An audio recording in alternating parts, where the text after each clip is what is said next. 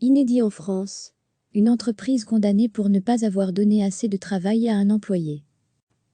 C'est une grande première en France, et l'arrêt de la Cour d'appel de Paris pourrait bien faire jurisprudence un peu partout.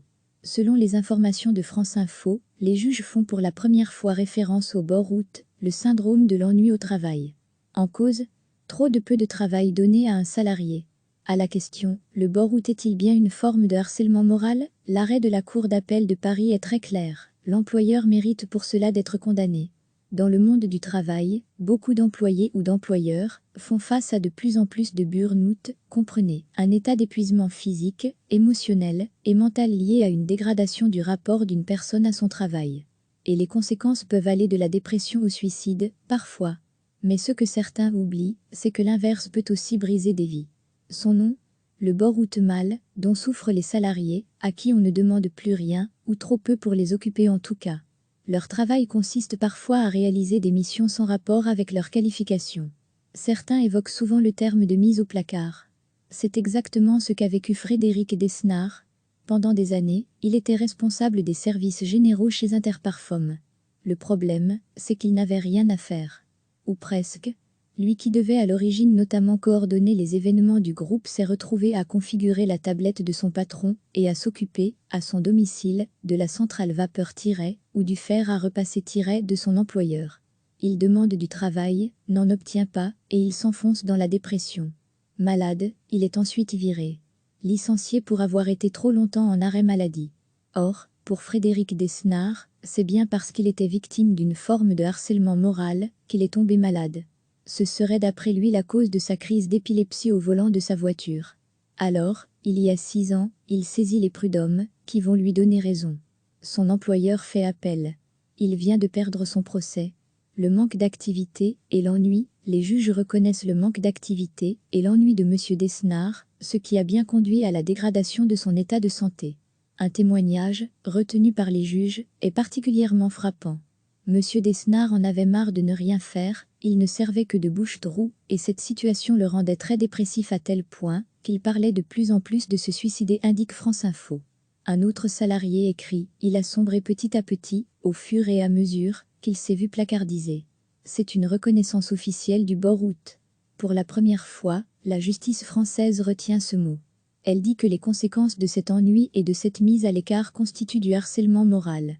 Interparfums a été condamné à verser 40 000 € à son ancien salarié. Frédéric Desnard est aujourd'hui reconnu officiellement comme invalide. Il est au chômage depuis 6 ans et recherche encore un emploi. C'est une grande première en France, et l'arrêt de la Cour d'appel de Paris pourrait bien faire jurisprudence un peu partout. Selon les informations de France Info, les juges font pour la première fois référence au burn-out, le syndrome de l'ennui au travail. En cause, trop de peu de travail donné à un salarié. À la question, le burn-out est-il bien une forme de harcèlement moral? L'arrêt de la Cour d'appel de Paris est très clair. L'employeur mérite pour cela d'être condamné. Dans le monde du travail, beaucoup d'employés ou d'employeurs font face à de plus en plus de burn-out, comprenez, un état d'épuisement physique, émotionnel et mental lié à une dégradation du rapport d'une personne à son travail. Et les conséquences peuvent aller de la dépression au suicide, parfois. Mais ce que certains oublient, c'est que l'inverse peut aussi briser des vies. Son nom? Le burn-out mal, dont souffrent les salariés, à qui on ne demande plus rien, ou trop peu pour les occuper en tout cas. Leur travail consiste parfois à réaliser des missions sans rapport avec leur qualification. Certains évoquent souvent le terme de mise au placard. C'est exactement ce qu'a vécu Frédéric Desnard. Pendant des années, il était responsable des services généraux chez Interparfums. Le problème, c'est qu'il n'avait rien à faire. Ou presque. Lui qui devait à l'origine notamment coordonner les événements du groupe s'est retrouvé à configurer la tablette de son patron et à s'occuper, à son domicile, de la centrale vapeur ou du fer à repasser de son employeur. Il demande du travail, n'en obtient pas, et il s'enfonce dans la dépression. Malade, il est ensuite viré. Licencié pour avoir été trop longtemps en arrêt maladie. Or, pour Frédéric Desnard, c'est bien parce qu'il était victime d'une forme de harcèlement moral qu'il est tombé malade. Ce serait d'après lui la cause de sa crise d'épilepsie au volant de sa voiture. Alors, il y a 6 ans, il saisit les prud'hommes, qui vont lui donner raison. Son employeur fait appel. Il vient de perdre son procès.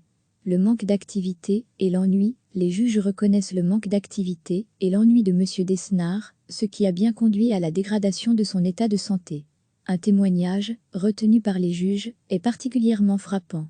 M. Desnard en avait marre de ne rien faire, il ne servait que de bouche-trou, et cette situation le rendait très dépressif à tel point qu'il parlait de plus en plus de se suicider, indique France Info. Un autre salarié écrit « Il a sombré petit à petit, au fur et à mesure qu'il s'est vu placardisé ». C'est une reconnaissance officielle du bord-août. Pour la première fois, la justice française retient ce mot. Elle dit que les conséquences de cet ennui et de cette mise à l'écart constituent du harcèlement moral. Interparfum a été condamné à verser 40 000 € à son ancien salarié. Frédéric Desnard est aujourd'hui reconnu officiellement comme invalide. Il est au chômage depuis 6 ans et recherche encore un emploi. Cliquez sur s'abonner pour recevoir les dernières nouvelles.